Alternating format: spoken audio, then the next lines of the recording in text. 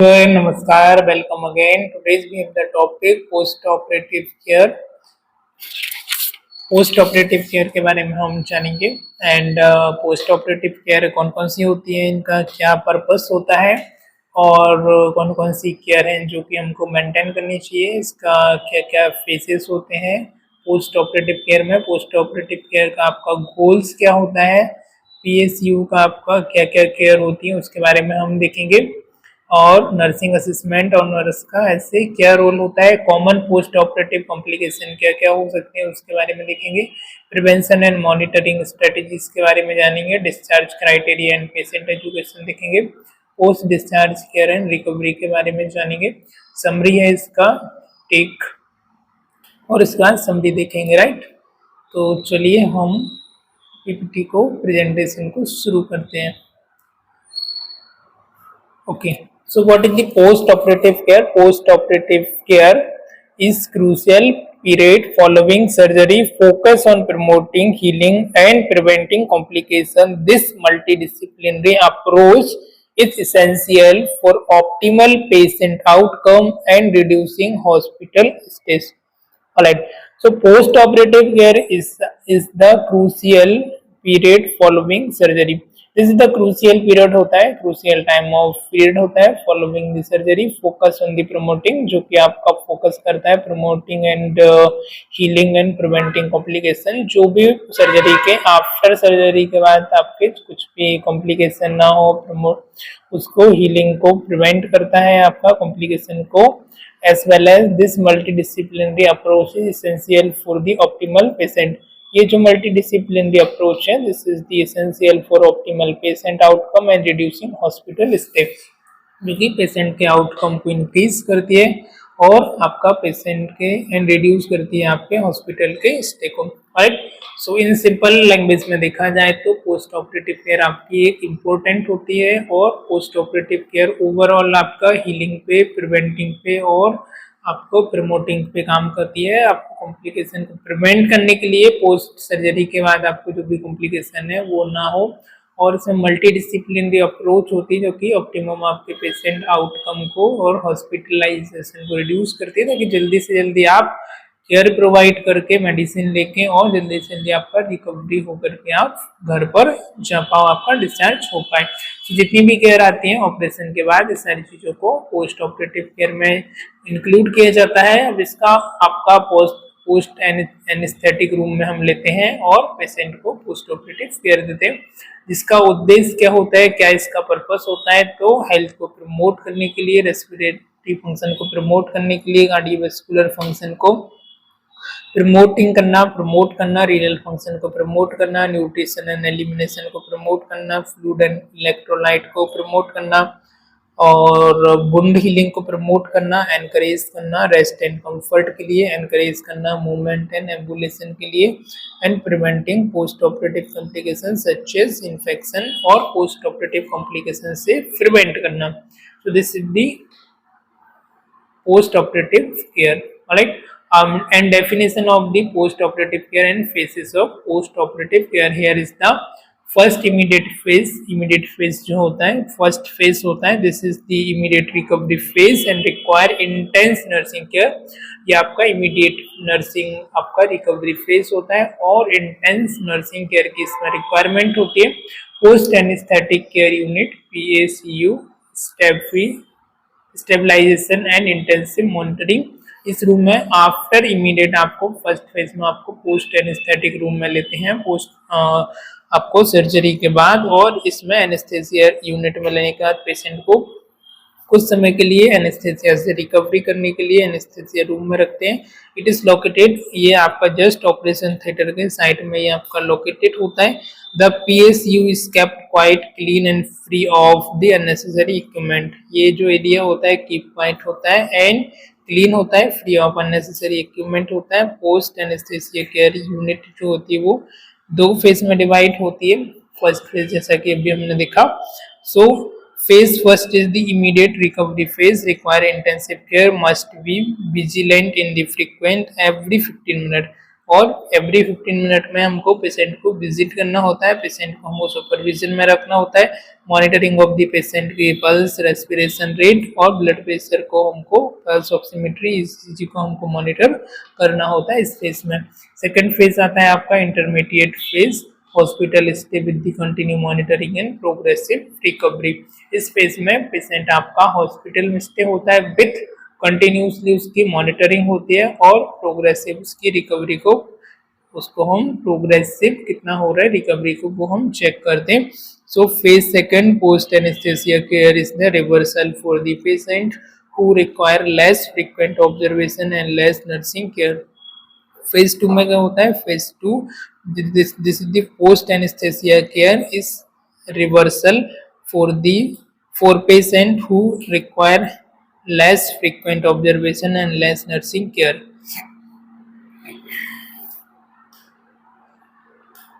Post anaesthesia care जो होती है वो आपकी रिवर्सल होती है फॉर दी पेशेंट के लिए, पेशेंट जो कि जिनको रिक्वायर होता है लेस फ्रीक्वेंट ऑब्जर्वेशन का एंड लेस नर्सिंग केयर का, right. So this is the intermediate phase, this is the second phase जिसमें हमको पोस्ट एनेस्थेसिया का रिक्वायरमेंट होता है, रिवर्सल केयर की पेशेंट की रिक्वायरमेंट होती है, फ्रीक्वेंट आपका ऑब्जर्वेशन एंड नर्सिंग केयर की इसमें भी रिक्वायरमेंट होती है। थर्ड आता है आपका convalescent phase. Convalescent phase वो होता है after the discharge and focusing at home recovery and long term well-being. Alright.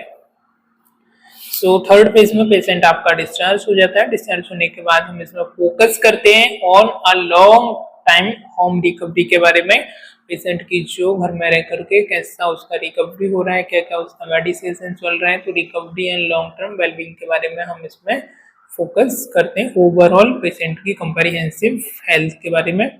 Goals and purpose of the post operative care, post operative care के गोल्स एंड पर्पस क्या क्या हो सकते हैं। सो here is the first one is the accelerated recovery, recovery को accelerate करता है, recovery को बढ़ाता है, रिकवरी को फास्ट करता है, right. Enabling quicker more successful patient rehabilitation, enabling quick recovery को, क्विकर को इनेबल करता है, more successful patient and rehabilitation को ये इंक्रीज करता है, right. So here is the enabling quicker more successful patient rehabilitation. तो क्या क्या करता है, इनेबलिंग आपके क्विक जल्दी से जल्दी रिकवर हो सको उसको फास्ट करता है, फास्ट होना चाहिए गोल्स, और इसका जो पर्पस होता है कि जल्दी से जल्दी पेशेंट आपका रिकवरी हो, फास्ट पेशेंट की रिकवरी हो, मोर सक्सेसफुल जल्दी से जल्दी वो रिहेबिलिटेट कर पाए। सेकेंड है रिड्यूस कॉम्प्लिकेशन, जो भी कॉम्प्लिकेशंस हैं उनको रिड्यूस करने के लिए and minimise mortality and complication rate ensuring patient safety, mortality rate को मतलब मृत्यु दर को कम करने के लिए एंड कॉम्प्लिकेशन रेट को कम करना, एंश्योर करना पेशेंट की प्रॉपर सेफ्टी को एंड पेशेंट की प्रॉपर केयर को। नेक्स्ट आपका cost efficiency, reducing hospital stay during and overall health care cost, cost efficiency, ये आपके कॉस्ट एफिशिएंसी को रिड्यूस करता है, हॉस्पिटल स्टे को कम करता है, duration and overall health care cost, duration को आपका हॉस्पिटलाइजेशन को एंड ओवरऑल हेल्थ केयर की कॉस्ट को भी मिनिमाइज करता है, रिड्यूस करता है। यदि अच्छे तरीके से केयर देंगे उस समय तो पेशेंट की जो जल्दी रिकवरी होगी, जल्दी से पेशेंट वापस से हेल्दी होगा, और जितना अच्छा उसको केयर मिलेगा उतनी जल्दी वो घर पे ठीक होकर के हेल्दी होकर के जा सकता है, राइट। अगला है आपका पेशेंट सेंटर, ये जो केयर होती है providing high quality care tailor to the individual patient need.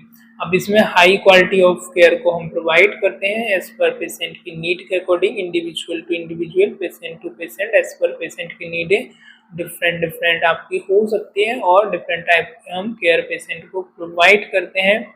और ये जो केयर होती है पेशेंट को एज पर नीड हम पेशेंट को केयर देते हैं, जिसमें आपकी आती है एक्सीलरेटेड रिकवरी, कॉस्ट एफिशिएंसी, आपकी रिकवरी को बूस्ट करती है, रिकवरी को क्विकर एंड फास्टर करती है, कॉस्ट एफिशिएंसी होती है आपकी जो ओवरऑल कॉस्ट है, कॉस्ट इफेक्टिव होती है, रिड्यूस कॉम्प्लिकेशन को रिड्यूस करती है, एंड पेशेंट सेंटर, और जो केयर होती है वो आपकी पेशेंट सेंटर केयर होती है, पेशेंट को सेंटर में रखते हुए पेशेंट की नीड को और क्वालिटी ऑफ ट्रीटमेंट को हम इंडिविजुअल पेशेंट टू पेशेंट होती है उसके अकॉर्डिंग हम इसको प्रोवाइड करते हैं। Care of the surgical patient in PSU, PSU में पेशेंट की सर्जिकल केयर क्या हो सकती है उसके बारे में हम जानेंगे। सो नेक्स्ट हमारा इमीडिएट पोस्ट ऑपरेटिव केयर। अब इमीडिएटली पोस्ट ऑपरेटिव कौन कौन सी केयर हमको फॉलो करनी चाहिए, जैसे हम पेशेंट को पोस्ट एनेस्थेटिक क्रिटिकल यूनिट में लेते हैं तो उस समय intensive monitoring airway breathing and circulation.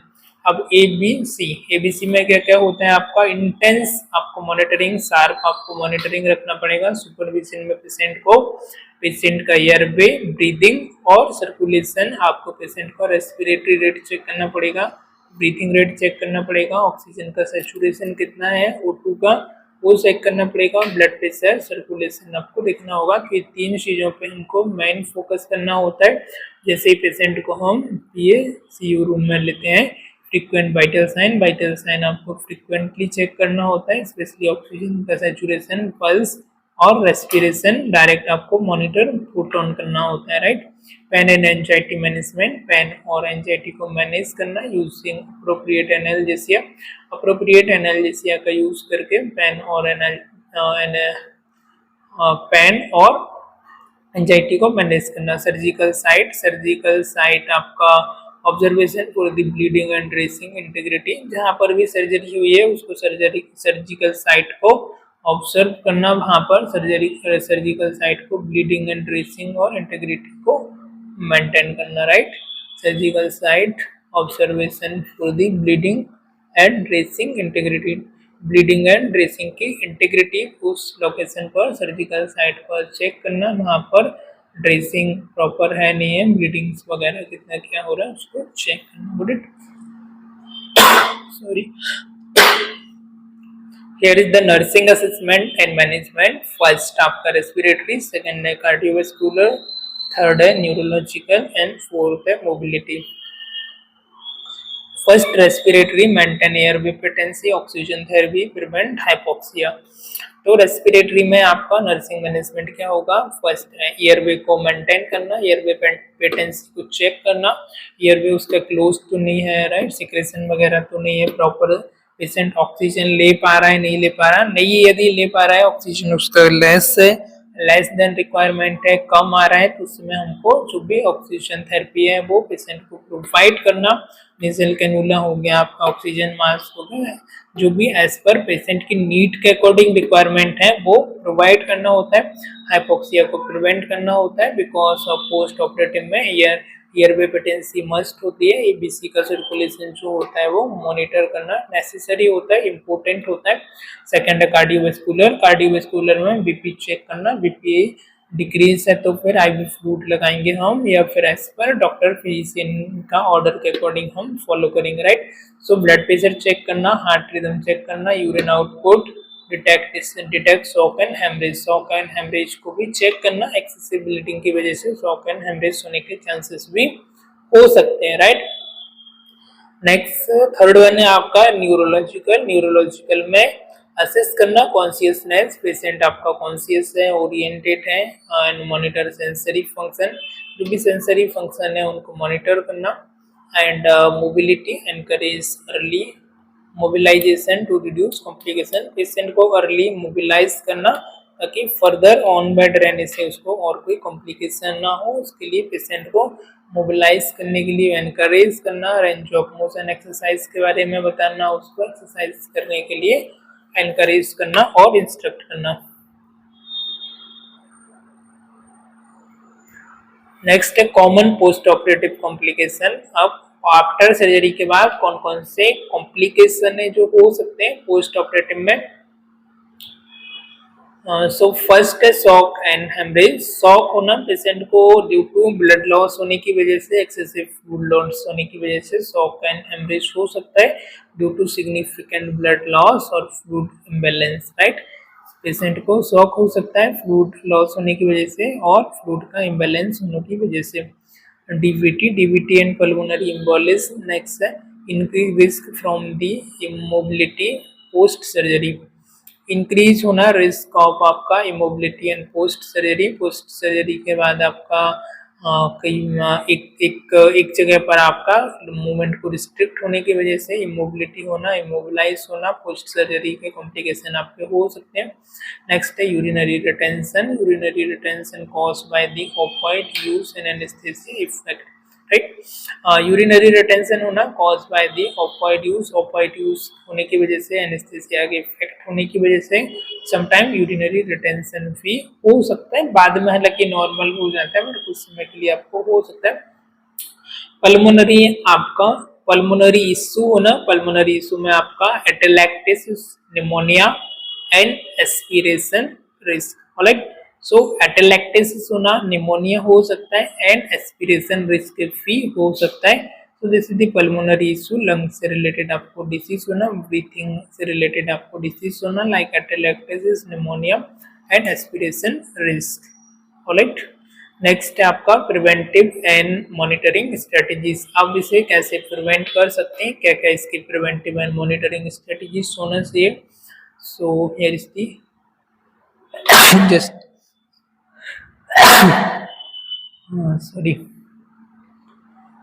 continuous monitoring by trained recovery unit staff, alright।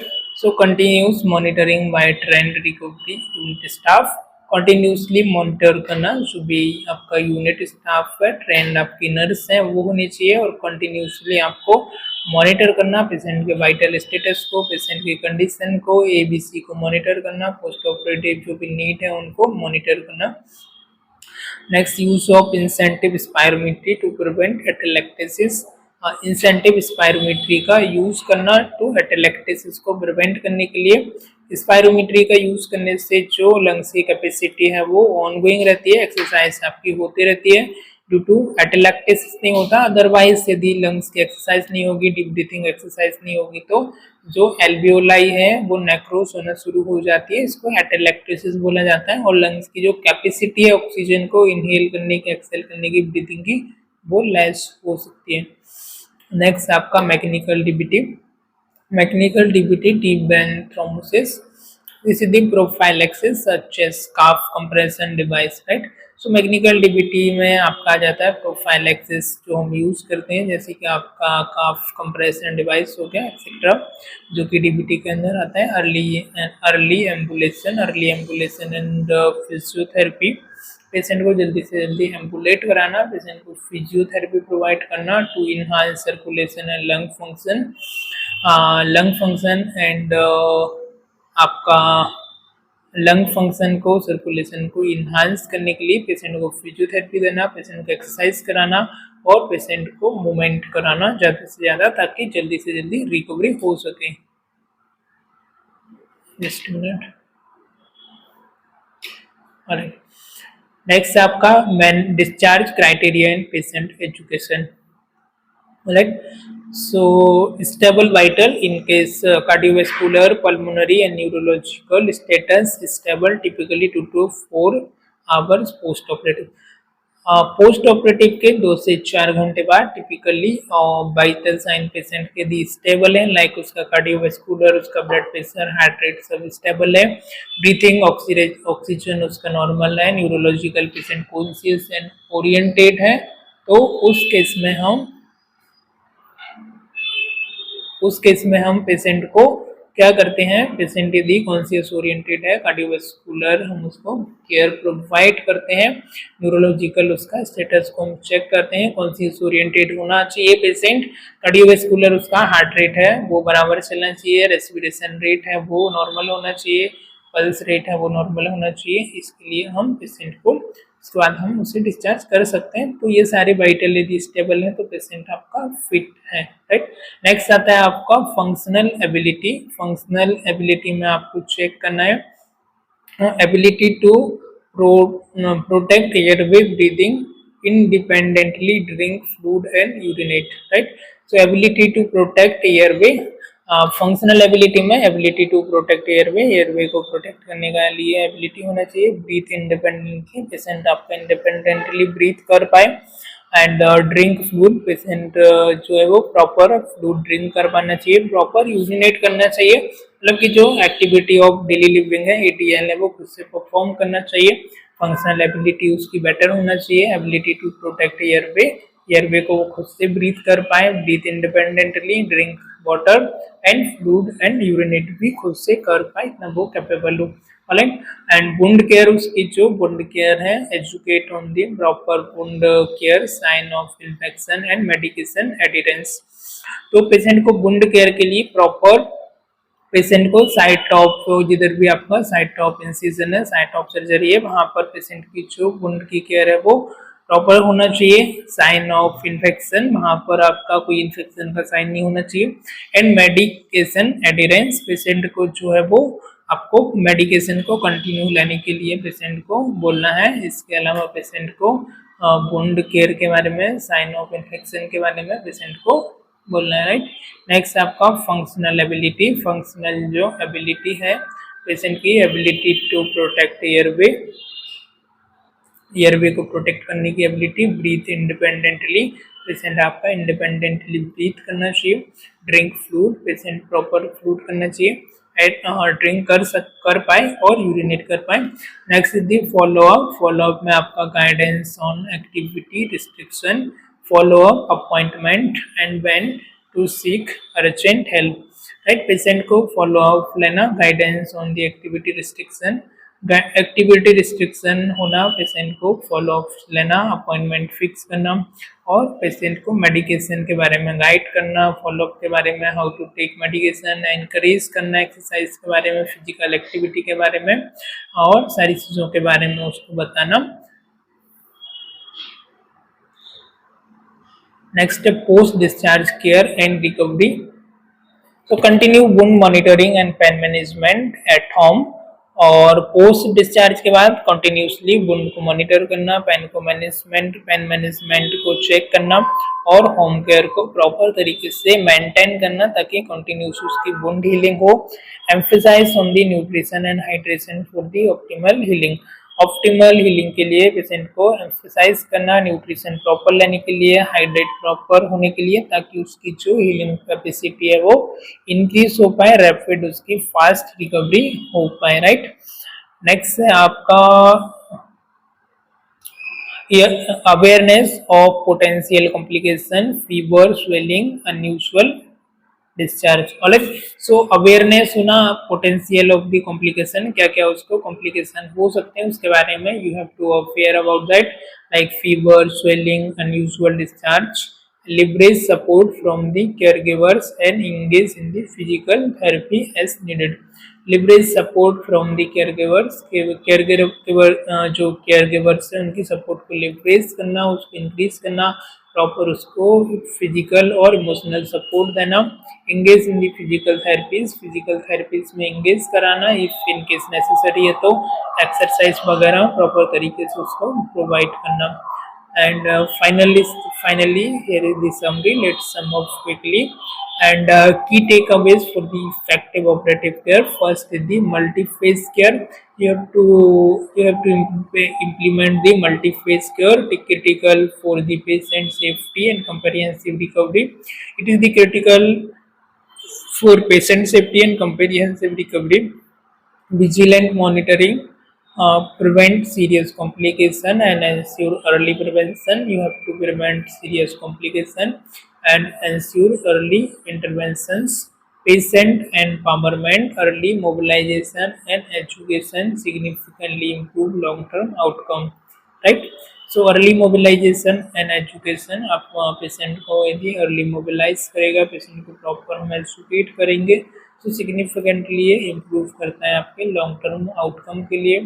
Collaborative approach ensure quality, cost effect and patient centre recovery journeys. Right. So collaborative approach में हम ensure करते हैं पेशेंट की complete quality के बारे में, cost effective के बारे में, patient centre recovery and journey के बारे में हम पेशेंट को कंप्लीटली गाइड करते हैं। Right. So here is the overall PPT. यहाँ पर हमने stable vital, wound care, functional ability, follow up, patient को डिस्चार्ज के समय ये सारी चीज़ें हमें मल्टीडिसिप्लिनरी अप्रोच को फॉलो करके बेटर तरीके से हम पेशेंट को रिकवर कर सकते हैं, हील कर सकते हैं, रिहेबिलिटेट कर सकते हैं। उसकी जो रिकवरी की प्रोसेस है उसको हम फास्ट कर सकते हैं। सो ओवरऑल केयर होती है जो कि हमको पोस्ट ऑपरेटिव में केयर है वो हमको फॉलो करनी होती है। पेशेंट जैसे ही सर्जरी रूम के बाहर आता है, बाहर आने के बाद हम उसे पोस्ट एनेस्थेसिया यूनिट में लेते हैं। पोस्ट एनेस्थेसिया यूनिट में लेने के बाद जो भी वाइटल्स हैं, पल्स हैं, एबीसी हैं, वो सारी चीज़ें चेक करते हैं, क्लोज मॉनिटरिंग करते हैं पेशेंट को विजिलेंट में, और हम पेशेंट को सुपरविजन में रखते हैं। पेशेंट को जो भी आईवी फ्लूइड है वो सारी चीज़ें मेंटेन करते हैं, वाइटल स्टेटस को चेक करते हैं, बॉडी टेम्परेचर को मॉनिटर करते हैं, और पेशेंट को जो अलाउ करते हैं हम साइट में टर्न होने के लिए। एंड इसके अलावा जो भी पेशेंट की पोस्ट ऑपरेटिव चेकलिस्ट होती है, लाइक पेशेंट का डेट हो गया, सर्जरी परफॉर्म, कौन कौन सी सर्जरी हुई है, कौन से सर्जन ने सर्जरी परफॉर्म की है, टाइम क्या था उसका, सर्जन का नाम क्या है, एनेस्थेसियोलॉजिस्ट का नाम क्या था, तो CR number, name, general ward, anaesthesia general, spinal, local, कौन सा एनेस्थेसिया दिया उसके बारे में, ऑपरेशन थिएटर में कौन कौन से फ्लूइड वगैरह थे जो लगाए हैं, इनटेक आउटपुट क्या था, एनजी ट्यूब क्या कौन से नंबर की इंसर्ट है, यूरिन कैथेटर कौन सा है, ड्रेसिंग वगैरह कुछ हुई है, वो सारा एक नोट्स है जो कि मेंटेन करना होता है। Initial assessment in recovery room में लेवल ऑफ कॉन्शियसनेस चेक करना, एक्टिविटी लेवल चेक करना, ओरिएंटेशन चेक करना, वाइटल चेक करना, इसके अलावा पेशेंट का, इसके अलावा फिर डेट में आपका स्टाफ का नाम और साइन करना। फाइनली ये एक चेकलिस्ट होती है जो कि हमको चेक करनी होती है, राइट। तो और क्या क्या इसमें केयर को हमको फॉलो करना होता है, तो first look at the patient airway and breathing, सबसे पहले पेशेंट का एयरवे, ब्रीथिंग और सर्कुलेशन को चेक करना होता है, एबीसी को। इसका take the patient vital sign, patient के वाइटल साइन को चेक करना, check the patient bandages and sheet under the patient, under the patient, under the site of surgery, जो भी आपका बैंडेजेस है, पेशेंट की सीट है, उसको चेक करना होता है। Carefully watch the amount of fluid the patient takes in and the fluid output, carefully watch करना, केयरफुली चेक करना द अमाउंट ऑफ फ्लूइड को take in and the fluid output, intake and output को carefully closely monitor करना, and recheck the flow rate and operation of the IV line every hour, every हर घंटे में recheck करना flow rate को, IV line को properly on है नहीं, प्रॉपरली मेडिकेशन जा रही है कि नहीं, right all initial and ongoing assessment on the patient chart, patient के चार्ट में आपको regularly initially and ongoing assessment को पुट करना, डालना, पोटेंशियल कॉम्प्लिकेशन, जो भी कॉम्प्लिकेशन है उनको मेंशन करना। पोस्ट ऑपरेटिव अब पेशेंट को कैसे आप रिकवरी के लिए एनकरेज कर सकते हैं, क्या क्या इसके लिए कर सकते हैं, तो कंट्रोल पोस्ट ऑपरेटिव जो भी पेन है उसको कंट्रोल करना, make sure fluid intake and output को मेंटेन करना, यूरिनरी आउटपुट को चेक करना, एक्सरसाइज पेशेंट को एनकरेज करना, encourage coughing and deep breathing exercise, provide adequate diet, और पेशेंट का बबल फंक्शन को चेक करना। ऑलराइट, सो आज के क्लास में फिलहाल इतना ही, मिलते हैं किसी और लेक्चर में, till the time goodbye. ये ऑल ओवर दी मैनेजमेंट के बारे में यहाँ पर हमने बात करा, किस तरीके से हम पेशेंट को मैनेज कर सकते हैं, उसके वुंड वगैरह है, हेमरेज वगैरह हो रहा है तो उसको भी प्रॉपर तरीके से मैनेज करना, यूरिनरी प्रॉब्लम को, हेमरेज को, वुंड के इन्फेक्शन को, और जो भी कॉम्प्लिकेशन ना हो, लाइक निमोनिया हो गया, कोलैप्स हो गया, टेलेक्टेसिस हो गया, तो उसके लिए इंटेंसिव स्पायरोमेट्री और रेस्पिरेटरी एक्सरसाइज वगैरह सारी चीज़ें as per condition, as per need के अकॉर्डिंग प्रोवाइड करना पेशेंट को। ऑलराइट, सो आज के लेक्चर में फिलहाल इतना ही। I hope you enjoyed this lecture. If you have any doubt regarding this you may ask or you can leave your comment. So happy learning, keep growing, keep signing. Bye bye, have a great day.